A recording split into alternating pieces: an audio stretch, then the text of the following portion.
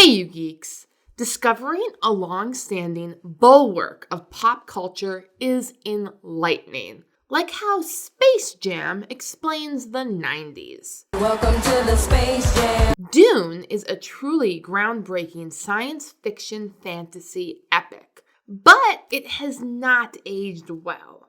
I can hardly take the 1960s Freudian pseudo-philosophy seriously. I was honestly expecting James Bond to pop out of an air duct and dispatch of the Baron for Queen and Country. Special Executive for Counterintelligence, Terrorism, Revenge, Extortion. The four great cornerstones of power, headed by the greatest brains in the world. Reading the audiobook was interesting. It was 3/4 single narrator and 1/4 ensemble cast, who tended to appear around the Baron. That voice actor did a very good James Earl Jones impression, yet fell short of Darth Vader's menace. You have failed me for the last time, Admiral. No one did a bad job, though the final product was odd. The book is excellent in many ways and fell short on others. I can't say that I liked it. So let's break it down. Spoilers, of course. Paul. Toasted white bread, please. After chapters and chapters of him being swept up, first by his father, then his mother, Paul becomes his own man for a few brilliant pages devoted to Chani and his son, on track to have the quiet life and avoid jihad like I thought he wanted. Then, in an abrupt outburst of agency, he up and tests himself and returns from his randomly inserted spirit quest to become a complete jerk. His son does die, but his peculiar arc is fulfilled by his surrender to fate and his terrible purpose. I'm invincible! You're a loony. He has my apathy, and that is probably the worst thing a protagonist can inspire. Jessica. The most dynamic character in the book. A faithful yet rebellious Bene Gesserit, her quirks make her seem like a real person. Only two kinds of creature get fun in the desert. Bedouins and gods, and you're neither. I don't necessarily like her personality, but I like her as a character. Betrayed by her husband and her doctor, Jessica shows resilience in the face of real tribulations. What was Duke Leto's plan for sniffing out the traitor? Step 1, allow everyone to believe his wife is the traitor. Step 2, see how she responds. Step 3... There's no step 3. Brilliant! No wonder everyone thought he was weak. They also thought Jessica was weak or evil. So she faced challenges everywhere she went and had to overcome them. She also faces consequences from pushing both her children to be enigmas. Jessica even regrets treating her son like a pawn instead of a person and is willing to accept his dream for a quiet, happy life. But of course, fate has other plans. World building. Let's divide this into the physical world and the world's religions. Herbert does one very well, and the other leaves something to be desired. Arrakis is a great and terrible world, a complete ecosystem despite being all sand. I don't like sand. I spent most of my natural biology class sniffing Sharpies, but his plan to granify Arrakis sounds good in principle. I doubt his premise that a human culture could be scientifically engineered to do it, but more on that later. Still not sure on what plugs the water flow or what exactly a pre-spice mass is, but they are climate conditions that make the situation dire and believable. Do not, my friends, become addicted to water.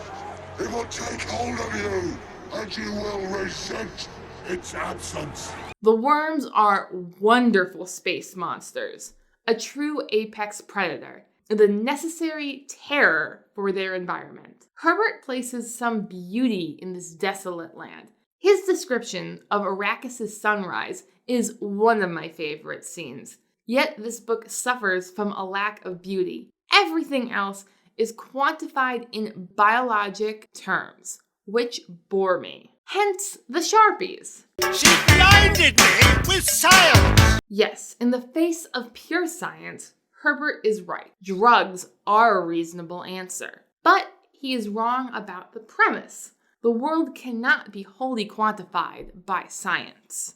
Religions. Here is where Herbert falls flat. He loses sight of humans in his view of humanity. First, the Bene Gesserit, an order of mystical women who whore themselves out to powerful men to ensure the purity of the race. That sounds more like a male chauvinist dystopian fantasy than what liberated, powerful women would do. You cannot own a human being!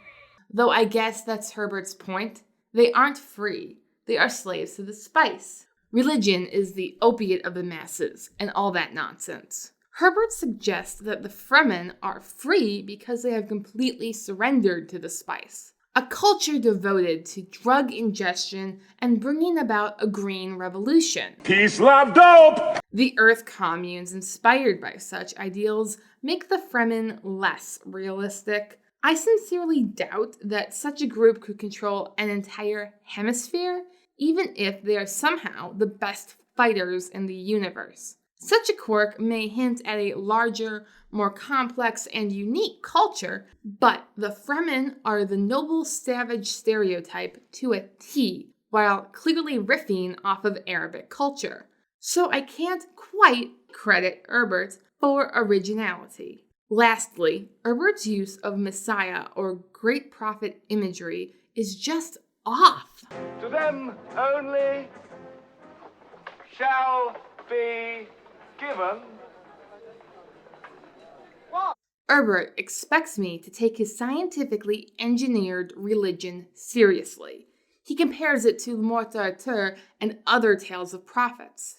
Arthur retrieved the sword to help his brother, accidentally proclaiming himself king in the process. No one expected him to do it. In Christianity, Jesus never did the expected thing to pass a test. As for Muhammad, my extremely limited study of Islam indicates that Arabs weren't looking for a great prophet and thought he was crazy at first. Herbert's cookie-cutter religion, where all the prophecies are clear and the answers are definite, is too rational to be real. Not that religions are irrational, rather religions, like art and beauty, cannot be completely quantified in rational terms. There is something more, something describable only in poetry, and Herbert is not a great poet.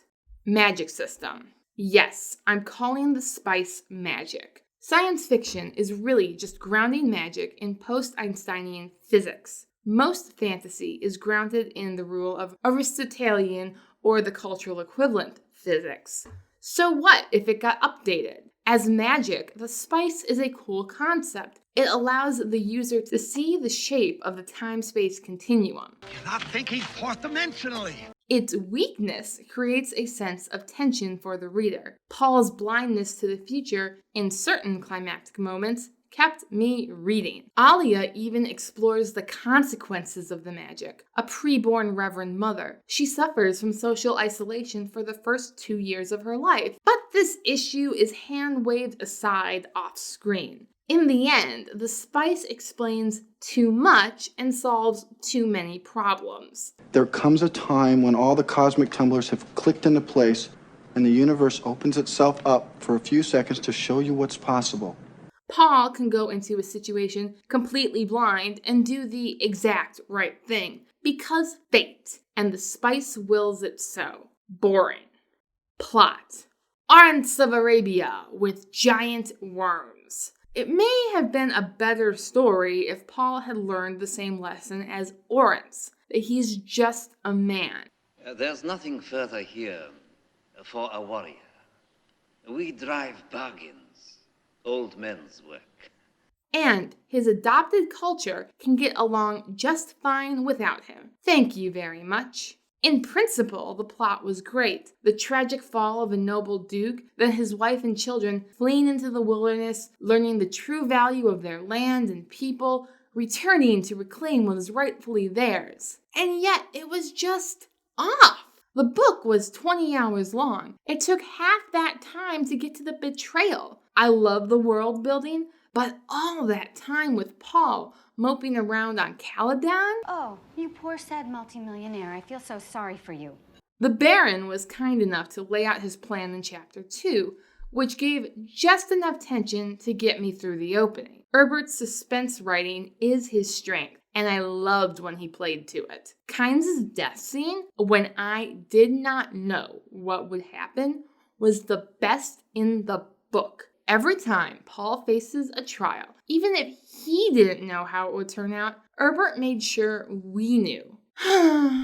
When Paul and Jessica are out in the desert, things begin to get interesting. I love watching characters struggle and grow. Unfortunately, we only get a little of this before the time skip. When we return, aloof Paul has apparently won over all the Fremen and is on the cusp of challenging Stilgar for tribal leadership. Shut up! I liked his choice to live a quiet life, pursue the dukedom, and his relationship with Chani. But no, he couldn't be happy with mere mortality. He just had to see if he was the Kwisatz Haderach. He was happy and ostensibly didn't want to be a religious figure. That crippling drug addiction will get you. The final knife fight, however, was very good. Herbert again played to his strength, refining the Greaser and Soch's rumble to a duel of the fates. A duel that Paul couldn't lose, but he could still